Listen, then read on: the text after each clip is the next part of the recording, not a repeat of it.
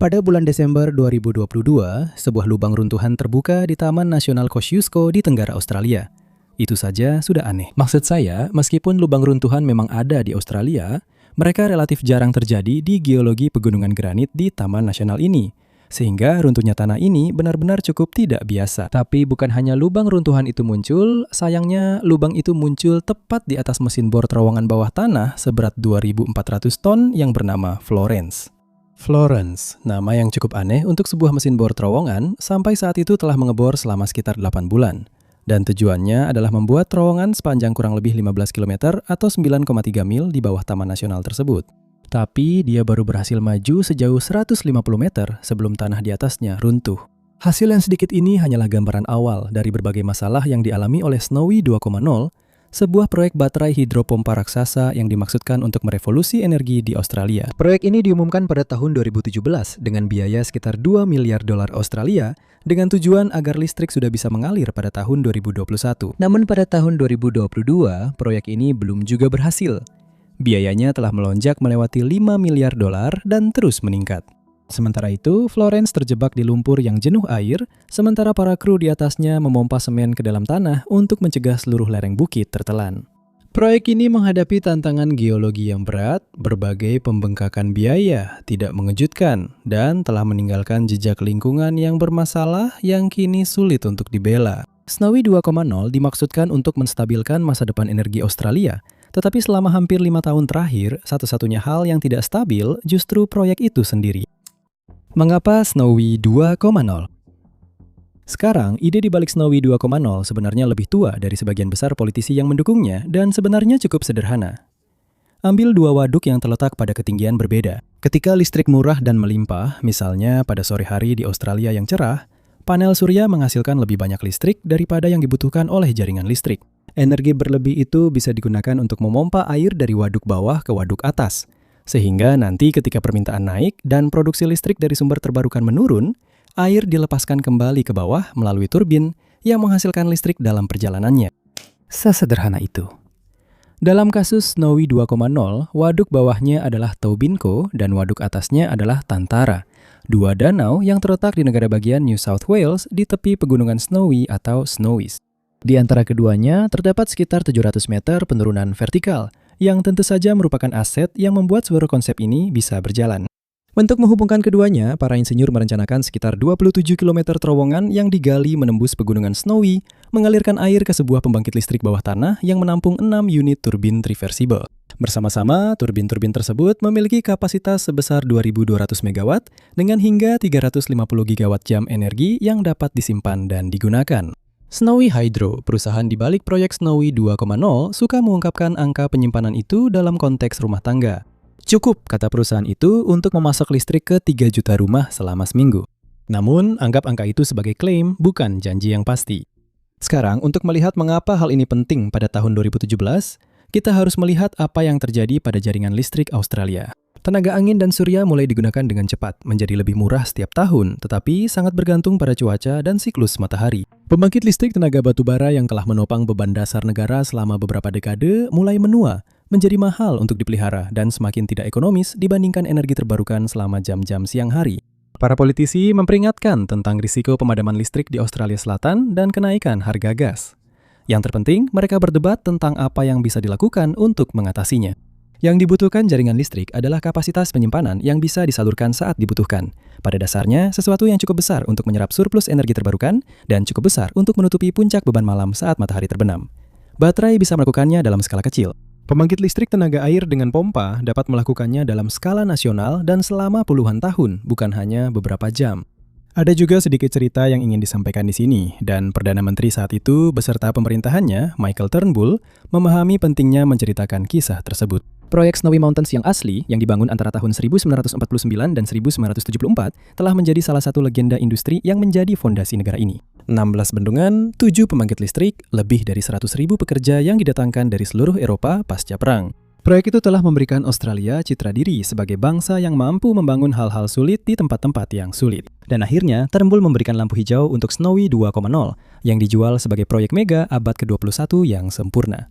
Dibangun di atas warisan prestasi teknik paling terkenal di Australia, Proyek ini menjanjikan untuk mengubah skema Snowy lama menjadi pusat tenaga energi bersih untuk era terbarukan. Para pendukung percaya proyek ini bisa menyelesaikan krisis penyimpanan energi yang mengancam, mengamankan jaringan listrik dari pemadaman, dan membuktikan bahwa infrastruktur pembangunan bangsa masih memiliki tempat di masa depan Australia. Namun kenyataannya, ide ini sebenarnya bukan sepenuhnya milik Turnbull sejak awal, dan peluncurannya sudah terbukti jauh dari kata mulus. Ide untuk memperluas skema Snowy dengan penyimpanan hidro dengan pompa sebenarnya sudah ada dalam rencana selama beberapa dekade.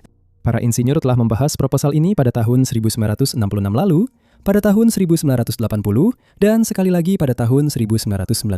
Setiap kali angka-angka itu hanya disimpan saja. Pada saat itu, negara ini masih memiliki batu bara murah, jaringan listrik sudah cukup stabil, dan tidak ada yang tahu siapa yang akan membayar beberapa miliar dolar untuk terowongan-terowongan yang melewati Taman Nasional. Jadi, apa yang kemudian menjadi Snowy 2.0 hanya terbengkalai selama hampir 50 tahun. Yang membuatnya diangkat kembali adalah perdebatan energi pada pertengahan tahun 2010-an. Seperti yang sudah disebutkan sebelumnya, pembangkit listrik tenaga batubara mulai ditutup.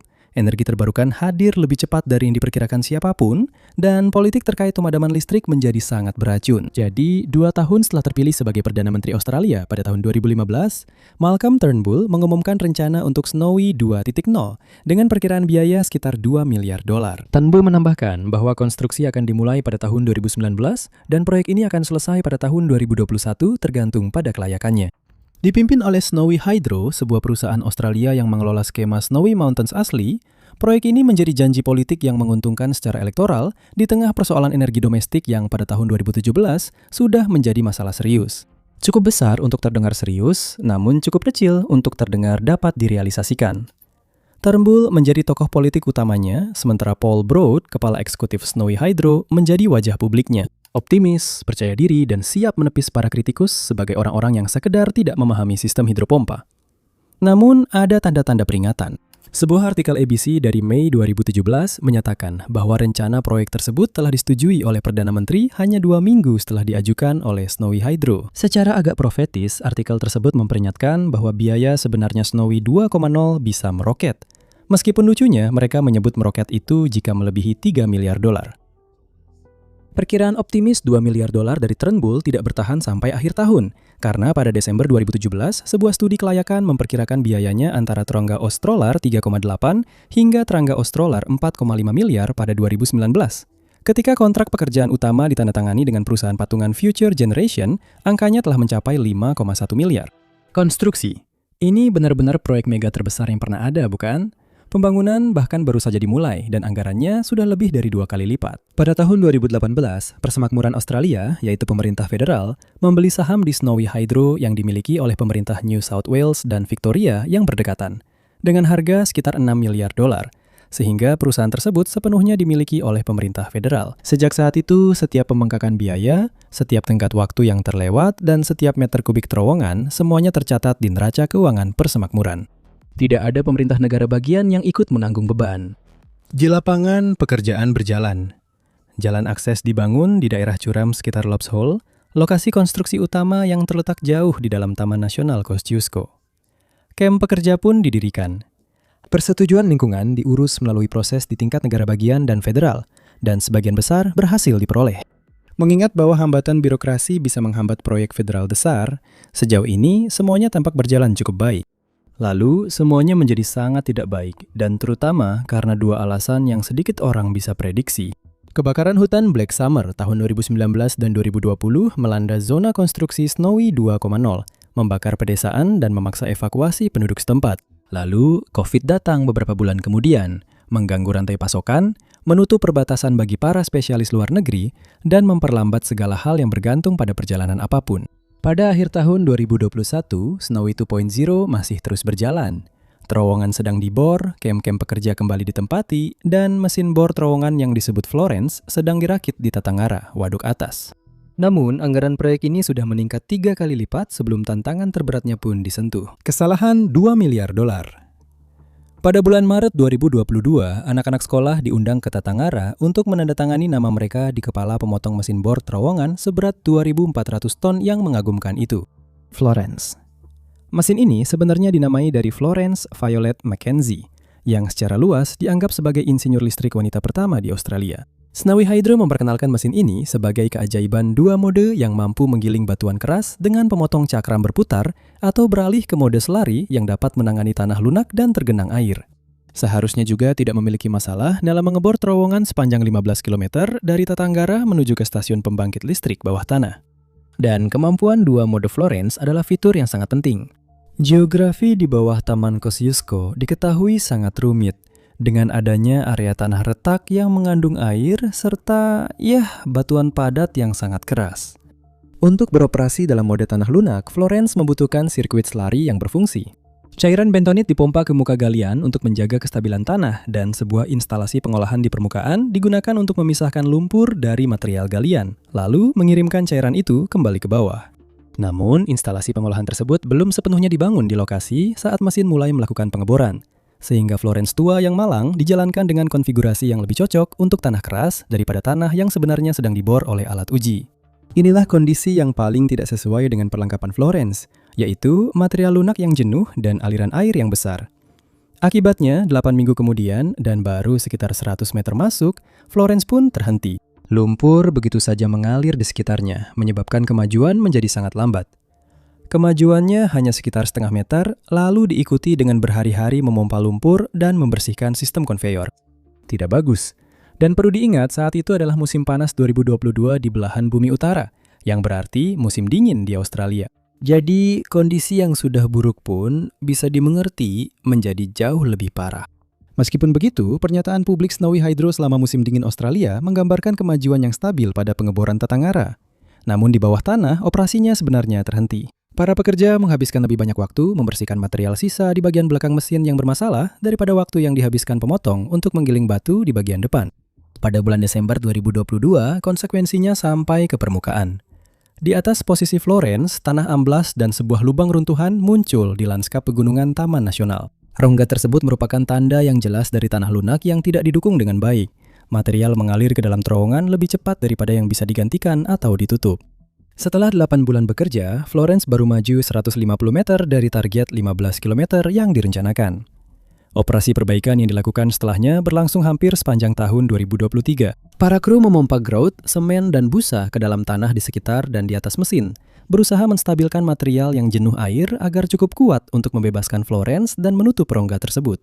Volume material yang digunakan sangat besar. Namun pada Juli 2023, sekali lagi saat musim dingin di Australia, salah satu operasi grouting tersebut berjalan tidak sesuai rencana.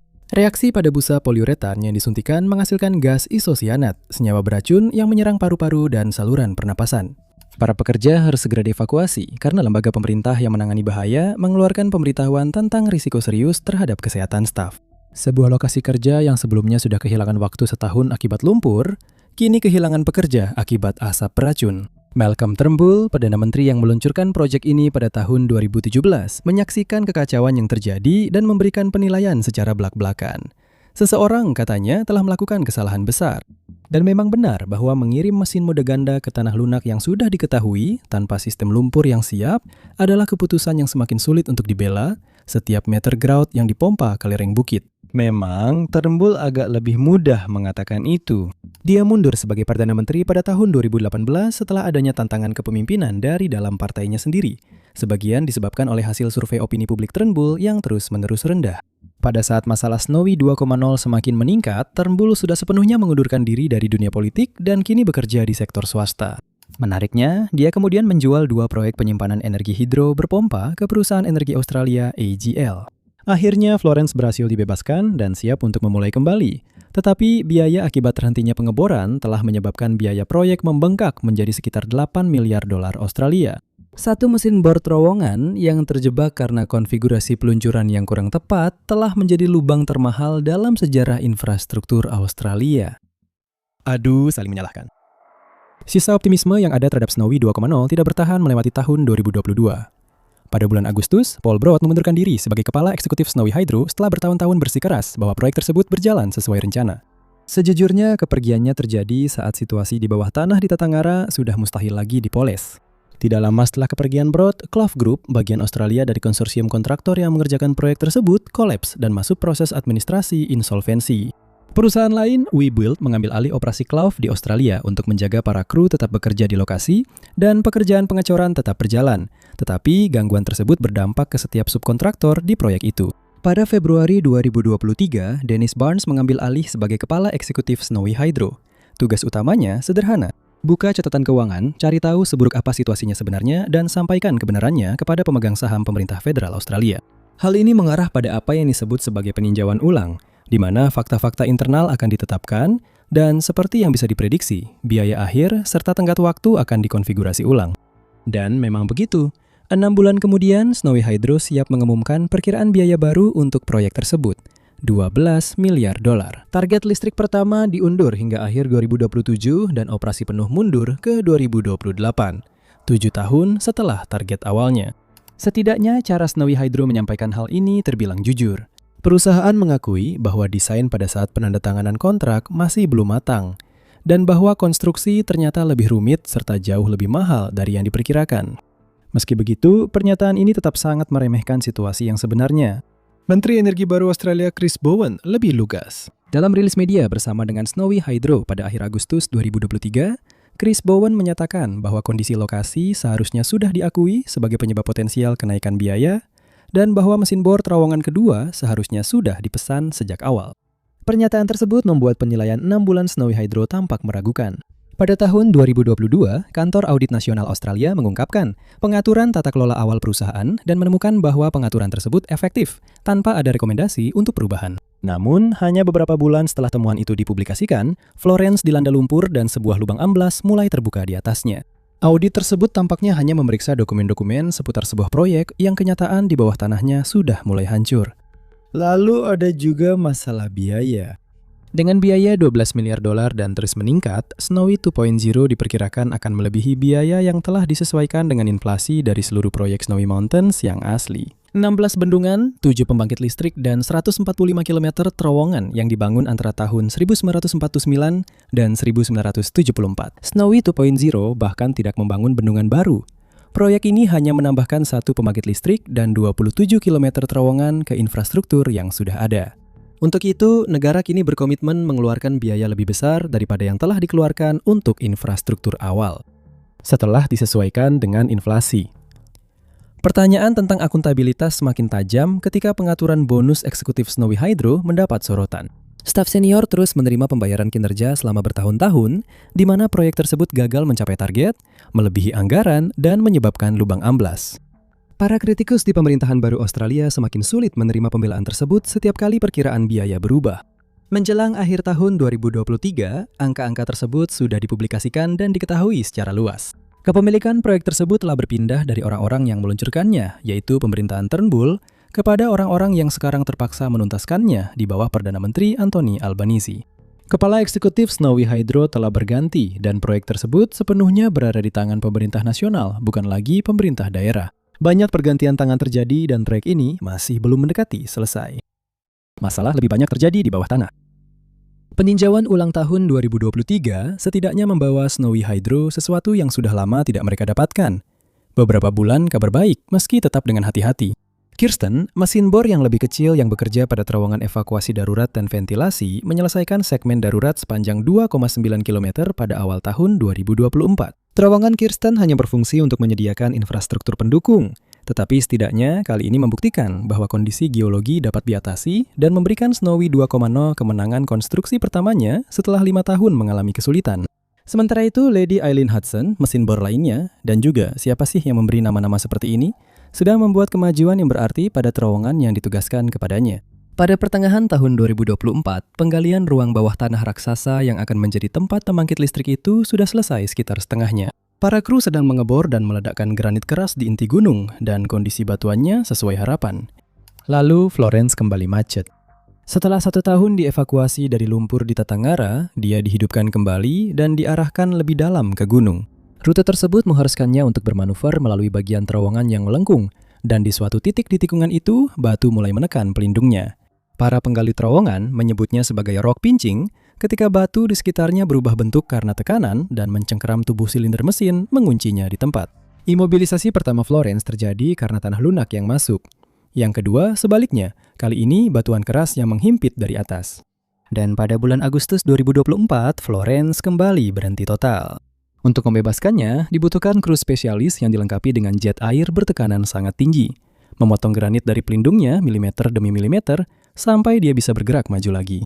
Dan sekali lagi, proyek ini tertunda berbulan-bulan. Sementara pekerjaan itu berlangsung, insiden terpisah terjadi di terowongan akses utama. Pada bulan April dan Mei 2024, saat operasi pengeboran dan peledakan, sebuah bahan peledak menjatuhkan batu ke terowongan yang bersebelahan, satu ledakan lebih awal dari yang direncanakan. Untungnya tidak ada pekerja yang berada di bawah tanah saat kejadian itu terjadi. Laporan internal yang kemudian sampai ke wartawan menuduh bahwa ledakan yang digunakan lebih besar dari standar demi mempercepat penggalian. Terobosan ke terowongan yang bersebelahan itu, menurut laporan tersebut, merupakan konsekuensi yang dapat diprediksi dari mendorong muatan peledak melebihi batas konservatif. Semua ini berujung pada pembelian mesin bor terowongan keempat pada tahun 2024. Rencananya adalah meluncurkan mesin itu dari ujung Taubingle dan menggali terowongan headrest, yang seharusnya dikerjakan oleh Florence dari arah yang berlawanan. Pada dasarnya, mereka akhirnya mendapatkan mesin kedua yang sebelumnya dikatakan oleh Chris Bowen seharusnya sudah mereka miliki sejak awal. Mengurangi ketergantungan proyek pada jalur galian tunggal. Florence sekarang dianggap tidak lebih dari persyaratan dasar jika Snowy 2.0 benar-benar ingin diselesaikan. Namun, insiden terus terjadi hingga tahun 2025. Pada bulan Februari, saat pengujian bawah tanah, salah satu kipas ventilasi raksasa proyek tersebut meledak ke dalam akibat tekanan yang sebenarnya sudah dirancang khusus untuk dapat ditahan. Serpihan logam menembus casing kipas dan terbang melintasi lokasi konstruksi, nyaris mengenai para pekerja di sekitarnya.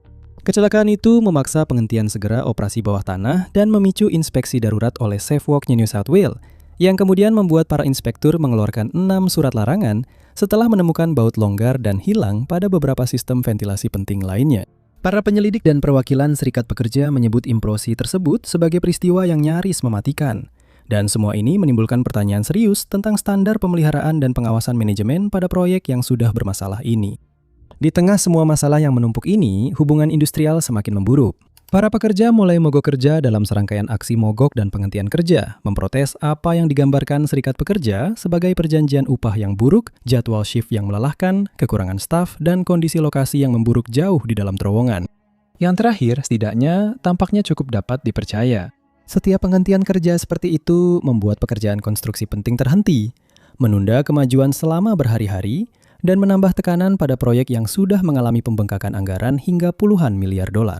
Jadi, masalah keselamatan kerja yang sebelumnya sudah menghentikan pekerjaan selama pandemi COVID, kembali melemahkan proyek ini sekali lagi. SafeWalk NSW menutup laboratorium pengujian beton di lokasi setelah menemukan pengendalian debu silika yang tidak memadai, sehingga menimbulkan pertanyaan baru tentang bagaimana proyek ini mengelola kesehatan para pekerjanya. Pada Oktober 2025, proyek ini berada dalam kondisi yang sangat sulit.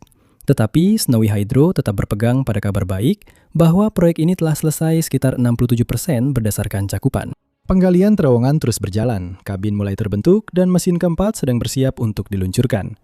Namun di saat yang sama, perusahaan mengakui apa yang hampir semua orang yang memperhatikan sudah simpulkan. Angka 12 miliar dolar yang disepakati dalam riset tahun 2023 tidak akan bertahan. Revisi lain pasti akan datang. Biaya lingkungannya. Baiklah, mari kita tinggalkan terowongan sejenak dan naik ke permukaan serta masuk ke masa sekarang. Seperti yang Anda tahu, Snowy 2.0 sedang dibangun di dalam Taman Nasional Kosciuszko yang kebetulan merupakan landscape pegunungan yang dilindungi, rumah bagi beberapa habitat paling langka di daratan utama Australia. Jadi, meskipun tujuan proyek ini adalah untuk mendukung energi terbarukan, sebuah tujuan mulia, lokasi pembangunannya berada di salah satu tempat yang paling sensitif secara ekologi di seluruh negeri. Jawaban Snowy Hydro terhadap pertegangan itu adalah satu angka saja. Jejak konstruksi langsung, klaim perusahaan dalam laporan status tahun 2023 hanya akan mencakup sekitar 0,01% dari taman nasional tersebut. Dengan ukuran itu, gangguan yang ditimbulkan sangat kecil dibandingkan dengan luasnya alam liar di sekitarnya. Namun para kritikus berpendapat bahwa angka jejak tersebut hanya mencakup area yang dibuldoser di atas permukaan tanah dan tidak banyak hal lainnya. Bukan sistem air yang diubah di bawah tanah, bukan tumpukan material galian, bukan pergerakan spesies yang akan dipicu oleh proyek ini. Material galiannya saja sudah sangat signifikan. Menggali terowongan sepanjang 27 km dan ruang pembangkit listrik menghasilkan sekitar 9 juta meter kubik batuan yang harus dibuang ke suatu tempat. Sebagian digunakan di lokasi untuk pembangunan jalan dan landasan. Sisanya ditumpuk di area penempatan yang telah ditentukan di dalam taman. Jika penahanan gagal saat hujan deras, sedimen dan mineral terlarut dapat terbawa masuk ke sistem Sungai Tumut dan Marumbiji di hilir. Air itu sendiri menimbulkan kekhawatiran yang lebih mendalam. Waduk Talbingo dan Tantangara berada di daerah tangkapan air yang secara ekologi telah dipisahkan selama waktu yang lama, tetapi memompa air bolak-balik di antara keduanya setiap hari selama masa proyek ini secara biologis menghubungkan keduanya. Ikan, telur, larva, fragmen tumbuhan, dan patogen akan ikut terbawa bersama air. Dan Anda mungkin bertanya-tanya, ya baiklah, tapi kenapa itu penting? Masalahnya adalah Talbingo, waduk yang lebih rendah, memiliki spesies yang tidak ada di daerah tangkapan air Tantangara.